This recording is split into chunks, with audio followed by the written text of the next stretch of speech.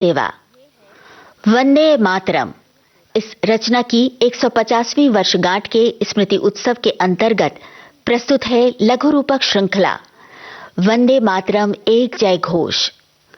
मूल मराठी संहिता मिलिंद सवनीस, हिंदी अनुवाद जयंत पात्रीकर, प्रस्तुतकर्ता अनुश्री पाठक। आज सुनिए इस श्रृंखला की 27वीं कड़ी। वंदना बलिराष्ट्र की आराधना, जन जन में जिसने थी जगाई क्रांति की प्रेरणा। वंदन है वंदे मातरम, जय घोष वंदे मातरम, जय घोष वंदे मातरम, जय घोष वंदे मातरम।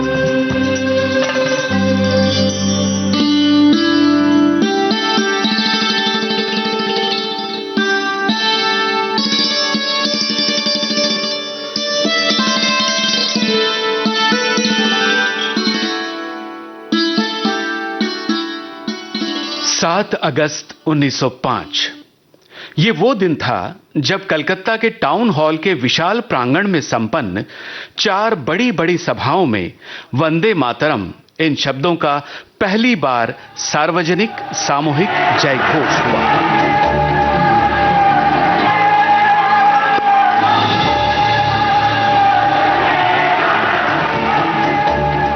और अगले मात्र 2 महीनों में यह युद्ध घोष बंगाल के विभाजन के विरुद्ध अंग्रेजों के खिलाफ संघर्ष का नारा बन गया।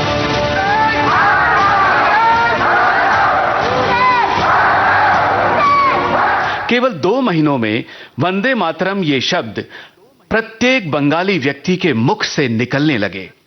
16 अक्टूबर 1905 वो दिन आ गया जिस दिन विभाजन की घोषणा की गई थी।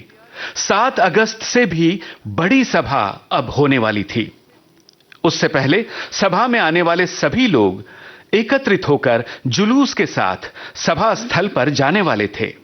सभा में जाने से पहले जनता ने और भी कुछ ऐसी कार्रवाइयां करने का निश्चय किया था जिससे जनता की एकता और वंदे मातरम की शक्ति का संयुक्त परिणाम ब्रिटिश सत्ता को अच्छी तरह महसूस हो।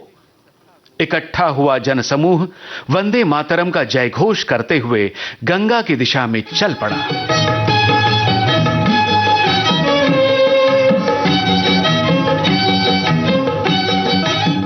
गंगा स्नान के बाद सभी लोग एक दूसरे को राखी बांधने वाले थे। उन सब के आगे रविंद्रनाथ पैदल चल रहे थे।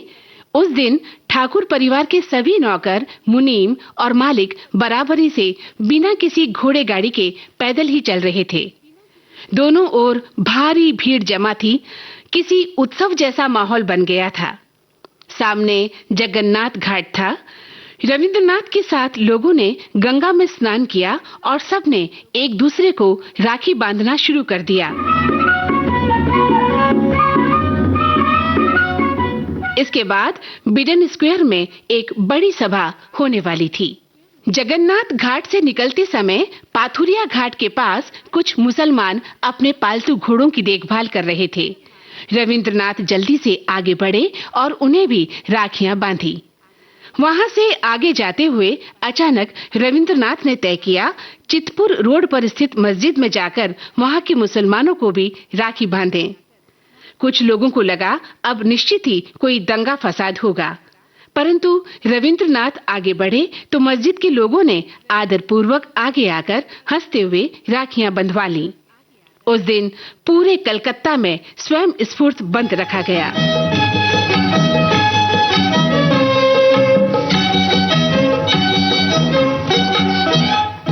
रविंद्रनाथ सहित सभी लोग बिडन स्क्वायर में सेंट्रल कॉलेज के मैदान पर एकत्रित हुए थे। वयोवृद्ध नेता आनंद मोहन बसु बीमार होने के बावजूद मंच पर आराम कुर्सी में बैठे थे। उनका लिखित भाषण सुरेंद्रनाथ बैनर्जी ने पढ़कर सुनाया।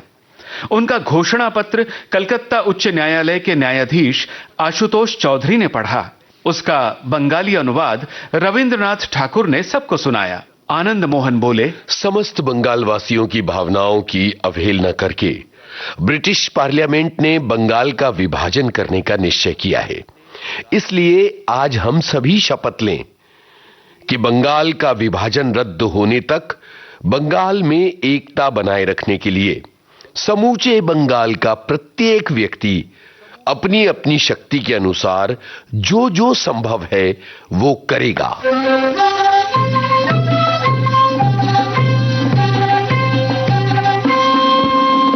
इस सभा में 50,000 लोग उपस्थित थे।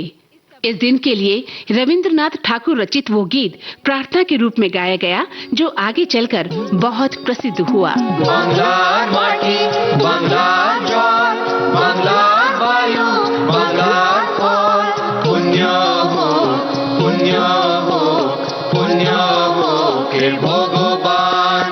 बांग्लार भात, बांग्लार भात, बांग्लार भात, बांग्लार भात, पुण्य हो, पुण्य हो, पुण्य हो के भगवान।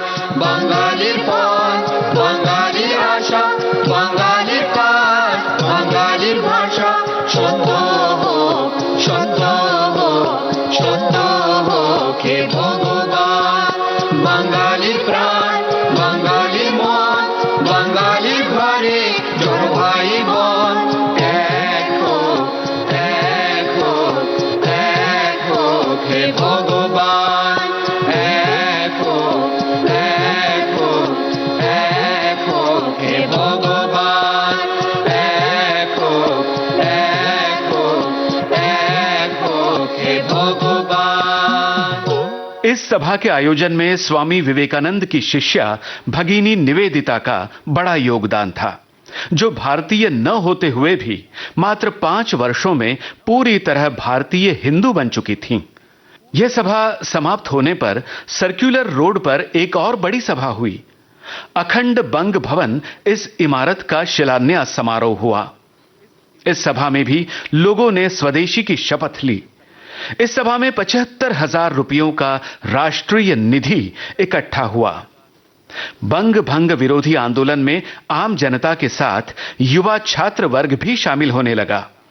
बंगाल सरकार के शिक्षा विभाग की ओर से कार्लाइल सर्कुलर नामक कुख्यात सर्कुलर जारी किया गया, जिसके अनुसार जो कोई भी विद्यार्थी स्वदेशी की सभा में भाग लेगा या वंदे मातरम का नारा लगाएगा, उसे स्कूल कॉलेज से निकाल दिया जाएगा।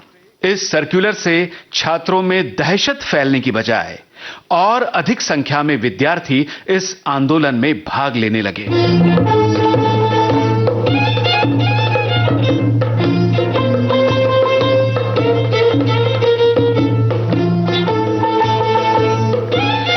आगे 1906 में बहुचर्चित बारिसाल प्रकरण के नेता अश्विनी कुमार दत्त के आह्वान को प्रतिक्रिया देते हुए कलकत्ता विश्वविद्यालय के विद्यार्थियों ने कॉलेज बंद करवा दिए और ये इमारत किराए पर देना है, इस आशय के पोस्टर विश्वविद्यालय की दीवारों पर चिपका दिए। रंगपुर के एक विद्यालय के 200 छात्रों को वंदे मातरम का नारा लगाने के लिए प्रत्येक को 5 रुपए का जुर्माना भरना पड़ा।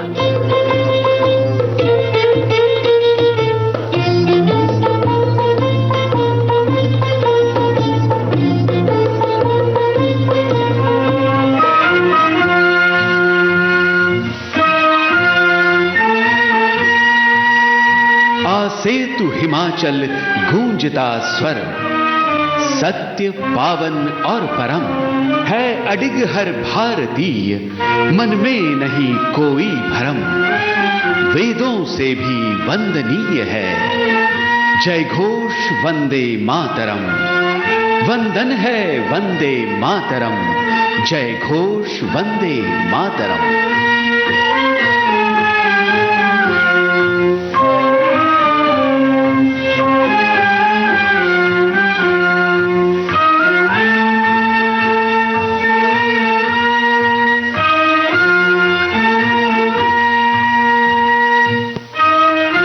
वंदे मातरम एक जय घोष, इस लघु रूपक श्रृंखला की ये थी 27वीं कड़ी। मूल मराठी संहिता मिलिंद सबनिस, हिंदी अनुवाद, संपादन और शीर्षक गीत रचना जयंत पात्रीकर। शीर्षक गीत के संगीतकार अमित रॉय। वाचक स्वर मंदाकिनी जोशी और जयंत पात्रीकर। सहभागी कलाकार यूनुस खान। संगीतकार अजय पराड़। गायक कलाकार अपर्णा केड़कर, पार्थ उमराणी, देवव्रत भातखंडे और पद्मजा लामरूट। तकनीकी सहयोग किरण बंग और अनुश्री गुप्ता का था। प्रस्तुति सहयोग आकाशवाणी पुणे। प्रस्तुतकर्ता अनुश्री पाठक। यह कार्यक्रम विविध भारती से प्रसारित किया गया।